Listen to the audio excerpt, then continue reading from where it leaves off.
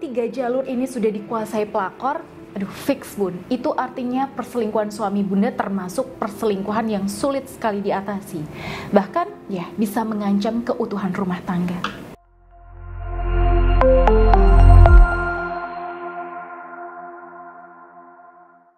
Assalamualaikum warahmatullahi wabarakatuh. Ya sahabat bunda yang dirahmati oleh Allah. Ya, pelakor itu biasanya masuk dan menguasai hati suami bunda lewat 3 jalur. Yang pertama, dia masuk lewat jalur syahwat. Nah, ini terjadi terutama di kasus-kasus perselingkuhan yang berujung ke perzinahan, alias suami sudah terlanjur berhubungan intim dengan si pelakor. Nauzubillah. Nah, ketika suami bunda di sini sudah sampai berani berzina dengan pelakor atau dengan wanita penjual jasa esek-esek, ya secara spiritual auranya akan terkotori, suram dan tertutup dari kebenaran. Ya, yang namanya dosa dan kemaksiatan itu kan seperti noda dan titik hitam ya bun. Ketika noda ini terkumpul ya akhirnya menjadi hijab alias penghalang hati dari kebenaran. Jadi bunda mau menasehati suami, ya suami biasanya akan balik marah. Oke, kemudian yang kedua, pelakor masuk ke hati suami itu melalui ego dan kebutuhan psikologisnya. Misalnya nih, kebutuhan suami bunda ini kan tipe yang dominan, ya. Dia pengennya dituruti dalam semua hal. Kebetulan si pelakor ini tahu. Nah, dia langsung nih menunjukkan sikap dan kesan penurut. Apa-apa dia patuh, ya, mengandalkan suami bunda dan menunjukkan rasa butuhnya dan sebagainya. Nah, ini adalah salah satu contoh ya bun. Ketika kebutuhan psikologis ini terpenuhi, akhirnya suami akan merasa, wah, ini loh yang bener-bener aku cari nih. Perempuan kayak gini loh yang aku sebenarnya cari dan sebagainya. Nah, akhirnya apa? Ya, lama-lama si suami ini seperti disetir oleh si pelakor. Ya, salah satu dampaknya adalah si suami ini diadu dengan istri supaya benci sama istrinya, supaya sering bertengkar dan sebagainya. Ya, mungkin caranya bukan dengan memerintah suami secara langsung ya, misalnya kamu tuh harus ceraikan dia mas, nggak gitu bun. Tapi bisa jadi dia hanya ngompor-ngomporin suami bunda. Mas, masa sih kamu sebagai laki-laki digituin sama istri kamu? Aku kok malah kasihan sama kamu ya mas. Kasihan banget ya kamu mas. Aku yang denger aja itu nggak rela loh kamu dimarahin gitu sama istri kamu.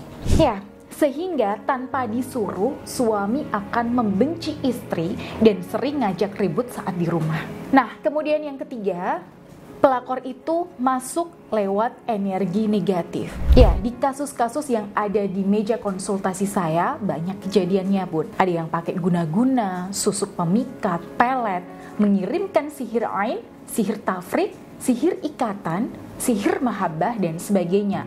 Ya, supaya si suami ini susah dilepaskan dari ikatannya. Nah, sahabat bunda, kalau suami bunda selingkuh dengan pelakor yang punya 3 senjata tadi, ya, seksnya dapat, egonya dapat, apalagi ya pakai guna-guna dan sebagainya, ya bisa dipastikan suami bunda akan sulit sekali untuk disadarkan. Dinasehati ya nggak mempan, dikasih tahu kalau si pelakor ini orang yang nggak benar, ya dia malah balik marah ke bunda. Dideketi, si suami malah menjauh. Pokoknya bawaannya nih si suami selalu marah-marah. Sampai nih masalah kecil bun tiba-tiba jadi besar dan sebagainya. Bahkan di kondisi ini suami sering mencari-cari kesalahan istri tanpa sebab. Nah, ini karena apa? Ini karena baik jalur lahir maupun jalur spiritual untuk masuk ke hati suami itu sudah dihadang dan dikunci rapat sama pelakor. Nah, inilah yang saya maksud dengan kasus perselingkuhan yang paling rumit untuk diselesaikan. Bahkan ya kalau tidak segera diatasi, suami bisa menceraikan istri tanpa alasan yang jelas. Nah, lantas apakah kasus yang sudah separah ini masih bisa diatasi bunda? Ya, insya Allah bisa. Ya, di meja konsultasi saya banyak juga yang kondisinya sudah separah ini. Nah, lalu gimana solusinya dong bun? Ya, biasanya saya mengarahkan klien-klien saya untuk memulai ikhtiarnya dengan pendekatan spiritual dulu. Karena bagaimanapun masalah rumah tangga seberat apapun itu nggak ada apa-apanya di mata Allah. Bagi Allah itu hal yang kecil. Ya, kalau Allah sudah bilang kun, ya fayakun. Ya, Allah sudah bilang jadi, ya jadi. Nah, karena itulah saya selalu berikan ijazah amalan dan wirid khusus, misalnya dengan tasbih karomah ar-Rahman untuk memudahkan ikhtiar para klien saya dalam menyadarkan suaminya.